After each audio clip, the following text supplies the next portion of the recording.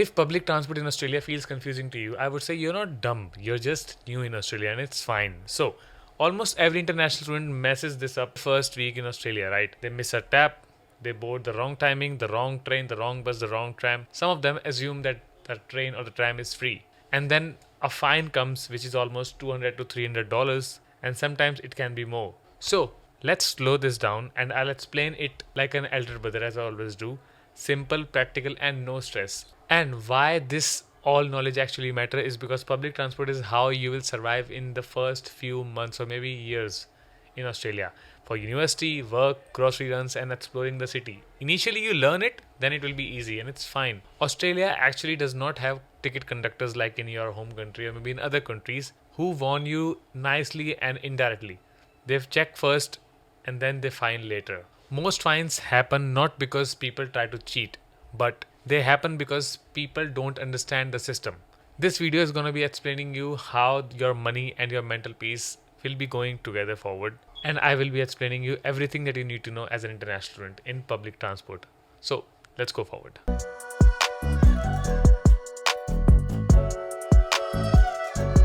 Hey guys, hi, hello and welcome back to another video. This is your KapsLock and today we are back with another video. First of all, thank you for liking this new playlist because it's only for, not only but mainly for international students who are new in Australia and they are coming. And in this topic, we're going to be explaining more about the cards which we use. So last time I talked about Myki card, which is mainly used in Melbourne, but there's multiple different kind of cards for trams, bus and trains that you need to have or you need to know about if you're going to multiple different states in Australia. So Australia does not have one transport card for the whole country.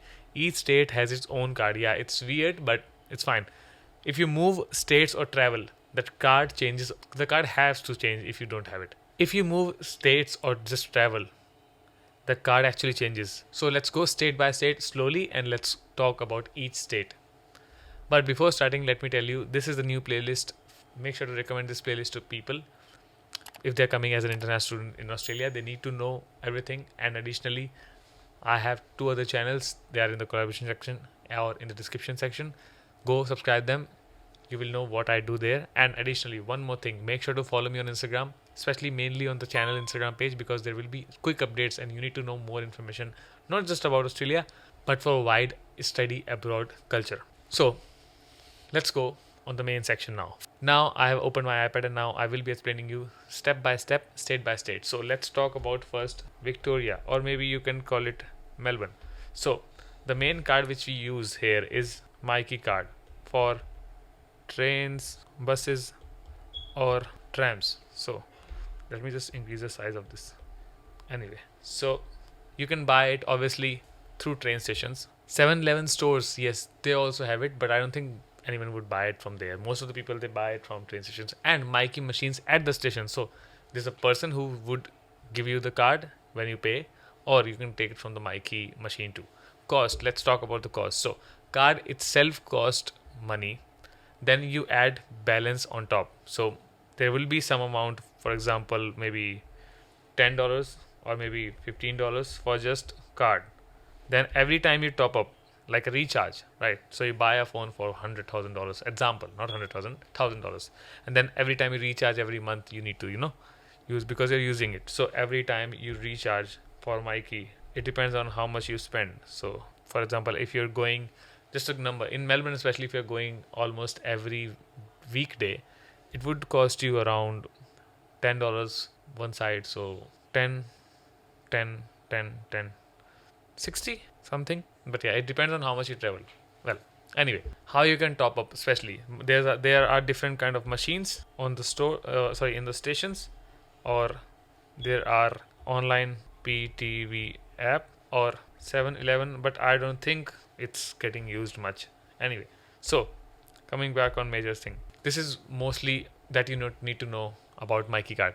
Always keep some balance, don't get in the minus, because negative balance can get you fined as well. For example, if you have negative balance, right, and then you're going on a train particularly, and if they catch you, then you will have to give you take fine which is almost $250 to $300. Anyway, try to avoid it. I mean, it's up to you, but just saying it. Now, how does tapping works in Melbourne is easy. It's easy. This is where most people gets confused, but it's easy. So trains tap on when before entering. There's different stations like a poles where you can actually tap on your card, and tap off when you're exiting. Trams tap on only. You don't need to tap off technically. They don't take charge much. They're especially in CBD. And buses tap on only. You can obviously tap off, but it's fine. Common mistake is people forget to tap on in trams because doors stay open. Inspectors don't care if it was crowded. They don't care if you say it was crowded. There's simple rule: no tap equals to fine. Remember this. That's a very important rule in Melbourne. If you're inside free Tram Zone in CBD, you do not need to tap on, being honest, but only if you stay inside that zone. Once you leave the zone, the moment you leave the zone, you need to tap on, and you should tap on, right? Don't play smart. If you're confused, just tap on. Even if you're in free Tram Zone, if you tap on and you feel confused, then it's good to tap on because that won't get any charge on your Myki card. Worst case scenario, you pay few dollars, which is the fine. So it's better than a fine. Now, let's talk on NSW, or we can call it as Sydney. That's our number 2. The Victoria was number 1. Okay, come on. So Sydney, the card Sydney use is Opal card. It covers trains, buses, ferries, and light rails as well. Where you can get it is airport, train stations, and convenience stores. Tapping rules is just basic tap on, tap off, and every time you should tap off. There's no free zone, I guess. I've never been to Sydney, but it's just saying. Double check, obviously, and if I'm wrong, make sure to comment so that I can also learn. There are no exceptions. You need to tap on just. Sydney inspectors are actually really, really strict. They don't give a damn about your excuses. Even one missed tap can cost you a fine. So please try not to do it. Now, Queensland, which is Brisbane or maybe Gold Coast. If you're going to this place, what you can do is, there's a card called Go Card, right? Queensland uses Go Card. Same concept. Buy the card. You know the places where you can buy from. Tap on, tap off, and top up, especially like the top up. Just to give you the gist, top up means this, which means recharge your card. And as I mentioned, just to give you again this gist, that there's multiple ways you can do it. What is machines or app or through member who is working there, means station, stop, or whatever. Trains and buses are well monitored, and don't assume that small stations are unchecked. They're actually not. Well, anyway, now the next part is one of the places that I really want to go, which is Adelaide, technically South Australia. So the card which they use is the MetroCARD, which they use. So Adelaide uses MetroCARD on buses, trains, and trams. Simple rule: tap on, tap off. Simple system. But the inspectors are frequent, so then they might be strict, they might not be strict. But the number of those inspectors that are coming, they are frequent. So it's a big number. Not a big number. It's a good number. So another area which is, you should not miss this, number 5, which is Perth, technically Western Australia. So the card which they use is SmartRider. That's the card which they use. Tap on when you're boarding and tap off when you're exiting. It's really straightforward as always, but the fines are still real fines. Now, another place, which is, I guess that's the last place. This is Tasmania, or NT, means Northern Territory. Tasmania uses green card, and Northern Territory mainly uses local systems or paper tickets. Sorry, my handwriting is very bad, but yeah, they use paper tickets. Let me write it again. Or they might use paper tickets. So if you travel there, ask locally or check official transport sites. Do not guess. Just don't use your guesswork. Common mistakes. Let's talk on this. It's a good part that I really want to highlight. So guys, some common mistakes that you might do, and I don't want you to do. Number 1 is, it's just my first week, or I'm going to next stop, or I didn't know. These terms, please, none of these actually matter to the inspectors. If they are so happy about something, they might spare you, but they don't usually argue. They just scan your card and it means you're getting fined. But just want to mention, what if inspector sees you? What to do if you are caught? Then what you should do? I would say stay calm. Means don't run, don't argue, and be respectful. They might ask for your Myki or the card or ID.